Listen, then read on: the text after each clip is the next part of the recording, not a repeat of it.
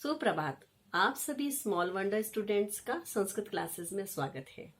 पिछली कक्षा में हमने पढ़ा था वर्ण और उच्चारण स्थानानी। मैं आशा करती हूँ कि आप सभी को वो समझ में आ गया होगा। आज हम पढ़ेंगे उपसर्ग। उपसर्ग वे शब्दांश जो शब्द के आगे जुड़कर शब्द के अंदर परिवर्तन ला देते हैं या विकार उत्पन्न कर देते हैं। तो अब मैं आपको पढ़ाती हूँ उपसर्ग।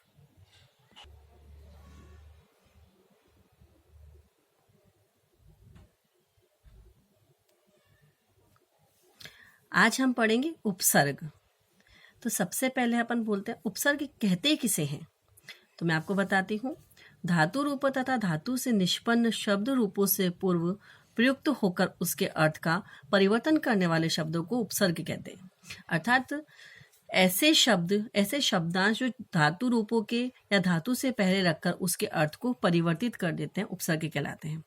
अब यहाँ पे एक श्लोक में समझाया गया है, उपसर्गेण धातुवार्थो बलादयंत्र नियति प्रहार आहार संहार विहार परिहारवत। अर्थात उपसर्ग धातु के अर्थ को बदलकर दूसरी ओर ले जाते हैं। जिस प्रकार से हर शब्द में अलग अलग उपसर्ग जोड़ने पर अलग अलग अर्थ बनता है, जैसे प्रहार, आहार, संहार, विहार, परिहार। अब इसको आगे देखते हैं हम। अब जैसे दिखा, जैसा कि हमने अभी पढ़ा कि उपसर्ग पद के पूर्व में जुड़ते हैं, तो अब हम पढ़ेंगे जैसे उपसर्गों के जुड़ने से पद का अर्थ बदल जाता है। तो किस प्रकार से बदल जाता है वो हम इसमें पढ़ेंगे। अब जैसे देखिए, हार शब्द है। हार शब्द का अर्थ होता है माला, परंतु जब इसमें हमने प्र उपसर्ग लगाया, यानी यह प्र उपसर्ग लगा, तो यहाँ शब्द बनता है प्रहार। प्रहार जिसका अर्थ होता है मारना। इस प्रकार से हम कह सकते हैं कि हार शब्द का अर्थ होता है माला, परंतु प्र उपसर्ग लगने पर इसका अर्थ परिवर्तन हो गया मारना। अब इसी प्रकार हमने आ उपसर्ग जोड़ा, तो इसका अर्थ शब्द बनता है आहार, जिसका अर्थ होता है भोजन।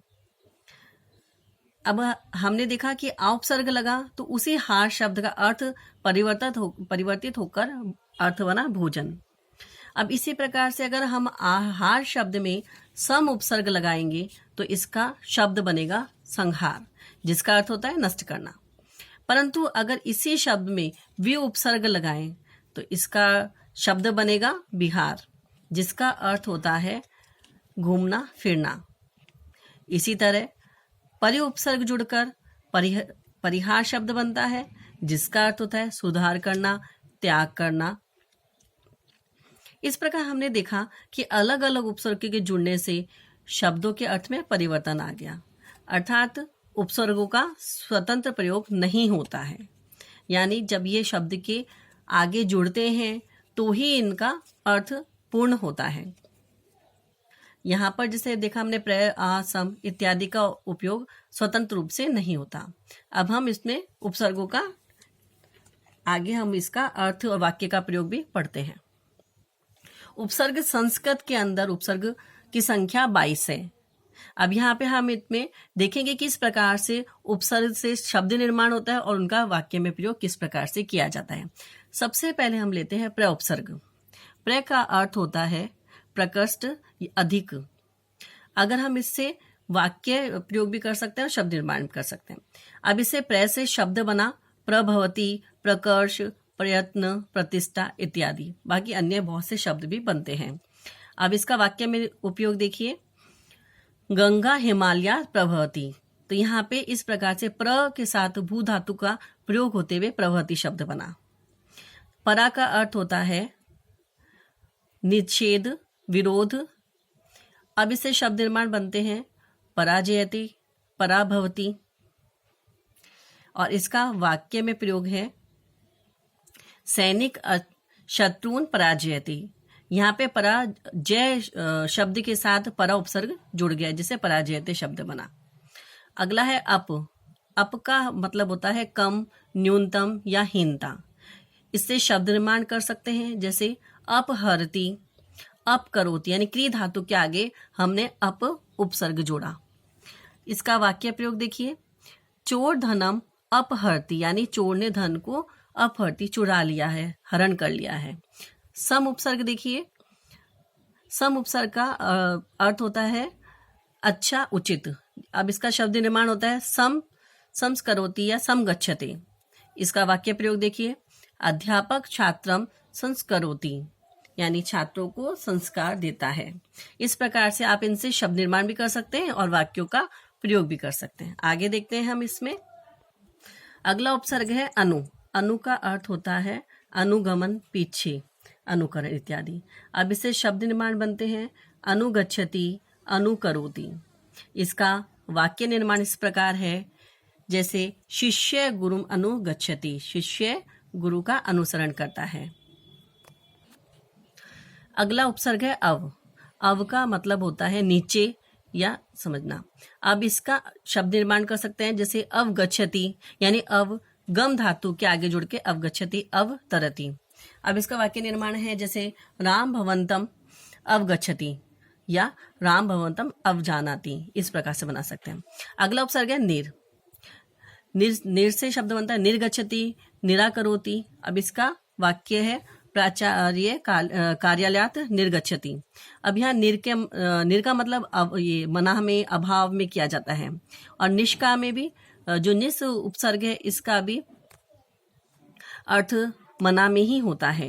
अब इसके शब्द हैं निष्कारकम, निश्चरति, और इसका आप इसमें वाक्य में प्रयोग देखिए, सर्व विलाद निसरति। अगला उपसर्ग है दुस। दुस का मतलब होता है कठिन या बुरे में आता है। इसका अर्थ दुष्ट या दूर, दोनों का ही अर्थ कठिन में और दुष्कर में आता है। अब इससे शब्द निर्माण देखिए, दुष्त्याज्य या दुष्प्रयोजनम, और इसका वाक्य प्रयोग है स्वभाव दुष्त्याज्य भवति। अगला है दुर, जिसका भी अर्थ कठिन से होता है। इसका है दुर्बोध्य, दुर्लभ। अब इसका वाक्य निर्माण है अयम गुड़ विषय दुर्बोध्य अस्ति। अब इसमें परीक्षा में प्रश्न ऐसा आ सकता है, जैसे आपको शब्द दे दिया और साथ में आपसे पूछा इसमें कौन सा उपसर्ग है, या फिर आपको उपसर्ग दे दिया, उससे आपको वाक्य का निर्माण करना है। इस प्रकार से प्रश्न बनते हैं। अगला है वी। वी का अर्थ होता है विशिष्ट, विभिन्न। ठीक है, इससे शब्द निर्माण बनते हैं, जैसे विज्यते, विहरति। इस प्रकार से शब्द निर्माण होता है। इसका वाक्य निर्माण होता है धर्म सदा विज्यते, यानी धर्म की सदा विजय हो।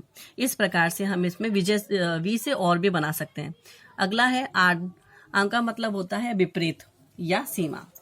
अब इससे शब्द निर्माण होता है, जैसे आकंठम, आजीवनम। वाक्य निर्माण देखिए, आकंठम जलम पीवतम। अगला है नी। नी उपसर्ग का अर्थ होता है नीचे या निषेध। अब इसके शब्द निर्माण है निगदति, निपतति। पुत्रम पितरम निगदति। इस प्रकार से हम इसका वाक्य निर्माण कर सकते हैं। अगला उपसर्ग है अधि। अधि उपसर्ग का मतलब होता है प्रधानता, ऊपरी भाव या शमिन्यता। अब इससे बनता है, जैसे अधिराज्यते या अधिशेते। इसका वाक्य निर्माण है विद्वान सर्वत्र अधिराज्यते, यानी विद्वान सब जगह विराजित होते हैं। अगला है अति। अति का होता है अत्यधिक। इसका अर्थ होता है अति से उत्कर्ष या बहुत ज्यादा। तो जैसे अतिवाद, अत्याचार। तो इसका वाक्य निर्माण होता है अतिवादो न कर्तव्य। अगला है सुउपसर्ग। सुउपसर्ग का अर्थ होता है अच्छा। अच्छे के अर्थ में आता है इसका उत्तम, अच्छा। इसका शब्द निर्माण होता है सुपुत्रेण सुशोभते। इस प्रकार से शब्द निर्माण होता है। इसके वाक्य होता है उद्याने पुष्पाणि सुशोभ्यन्ते या सुशोभते, है ना। अगला उपसर्ग है उत। उत का अर्थ होता है ऊंचा या ऊपर। अब इसे हम शब्द निर्माण करते हैं, जैसे होता है उड्डयते या उत्पतति। अब इसका वाक्य निर्माण है पक्षीण आकाशे उड्डयन्ते, यानी पक्षी आकाश में उड़ते हैं। इस प्रकार से अगला उपसर्ग देखिए अभी। अभी का मतलब होता है समीप, दोनों ओर या सामने। इसका शब्द निर्माण बनता है, जैसे अभिगच्छति या अभ्यागत। इसका वाक्य निर्माण देखिए अभ्यागत सर्वे सदा पूजनीय। अगला उपसर्ग है प्रति। प्रति उपसर्ग का मतलब होता है विपरीत, प्रत्येक या परिवर्तन। अब इसमें हम शब्द निर्माण करते हैं, तो इसका बनता है प्रत्युपकार, प्रत्यवदत, प्रत्येक इत्यादि बनते हैं। इसका वाक्य निर्माण इस प्रकार है, पुत्री मात्र पद्यवदत। अब अगला देखिए, परि। परि का मतलब होता है नजदीक, चारों ओर या आसपास। इसका शब्द निर्माण देखिए, परित्यज्यामि, परिवर्तनम, पर्यावरण इत्यादि भी होता है। इसका वाक्य निर्माण देखिए, अहम दुष्टम परित्यज्यामि। अगला उपसर्ग होता है उप। उप का अर्थ होता है समीप। इसका देखिए, जैसे उपगच्छति, उपहरति। इसका वाक्य निर्माण देखिए, शिष्य अध्ययनार्थ गुरुम उपगच्छति, यानी शिष्य अध्ययन के लिए गुरु के समीप जाता है। इस प्रकार से हम इसके वाक्य निर्माण भी कर सकते हैं। अगला देखिए, अपि। लास्ट उपसर्ग है ये अपि। अपि का अर्थ होता है छिपना या ढकना। इससे शब्द निर्माण बनाते हैं, जैसे अपि दधाति। इसका वाक्य निर्माण देखिए, द्वारपाल द्वारम अपि दधाति, यानी द्वारपाल द्वार को ढकता है। इस प्रकार से हम इसमें वाक्य बना सकते हैं, अनेक इसके शब्द बनते हैं। तो ये आपके संस्कृत में 22 उपसर्ग होते हैं और इनसे हम किस प्रकार से शब्द निर्माण कर सकते हैं, किस प्रकार से वाक्य निर्माण करते हैं। अब इसका एक छोटा सा एक उदाहरण और बताती हूँ मैं आपको, कि हमने देखा है किसी भी धातु में उपसर्ग जब जुड़ता है तो उसमें अर्थ में परिवर्तन आ जाता है। जैसे गम धातु है, जिसका अर्थ होता है जाना। अब यहाँ पे हम जब अलग अलग उपसर्ग जोड़ देंगे तो उसका अलग अलग अर्थ रहता है। जब हम इसमें आ उपसर्ग जोड़ देते हैं तो इसका अर्थ होता है आना। जब हम इसमें उप उपसर्ग जोड़ते हैं तो इसका मतलब होता है पास जाना। और अनु का अपन उपयोग करेंगे तो पीछे जाना, और अब लगाएंगे तो समझना। कहने का अर्थ है कि इसमें अलग अलग उपसर्ग जोड़े जाने पर इनका अर्थ परिवर्तन हो जाता है और प्रत्येक का अर्थ अलग होता है। यहाँ पे हमने ध्यान रखना आवश्यक है कि जब हमें किसी उपसर्ग युक्त धातु का वाक्य में प्रयोग करने की आवश्यकता पड़ती है, तब धातु रूप के सामान्य प्रयोग में ही पद निर्माण करने के पश्चात निर्मित पद में उपसर्ग को संधि नियमों के अनुसार जोड़ना चाहिए। कहने का तात्पर्य, जब हम धातु का पूर्ण रूप ले लेते हैं उसके बाद हमको इसके आगे उपसर्ग जोड़ना चाहते हैं। जैसे मूल धातु गम होता है, लेकिन हम जब लट लकार लेते हैं तो गच्छति रूप बनता है, और गच्छति रूप में जैसे हमने जोड़ा अनु, तो यानी अनुगच्छति रूप बना। कहने का मतलब है पहले हमको धातु रूप लिया जाता है, उसके बाद संधि नियमों के अनुसार हमको इसके आगे उपसर्ग जोड़ना होता है। जैसे लिट लकार है, उसमें गम धातु का रूप गमिष्यति से चलता है, तो हम उसमें अनुगमिष्यति बनाएंगे। लंग लकार में अनु उपसर्ग लग के अनु अगच्छत बनेगा, और लोट लकार में अनु अगच्छतु बनेगा। कहने का तात्पर्य है कि इसके अंतर्गत हमेशा उपसर्ग जब आगे जुड़ता है तो उससे पहले वह धातु अपना पूर्ण रूप ले चुकी होती है। सिंधी के नियम के अनुसार हमें उसे जोड़ना चाहिए। तो यहाँ पे ये आपका पूरा था उपसर्ग, हमारा जो विषय था उपसर्ग था, जो यहाँ पे समाप्त होता है। धन्यवाद।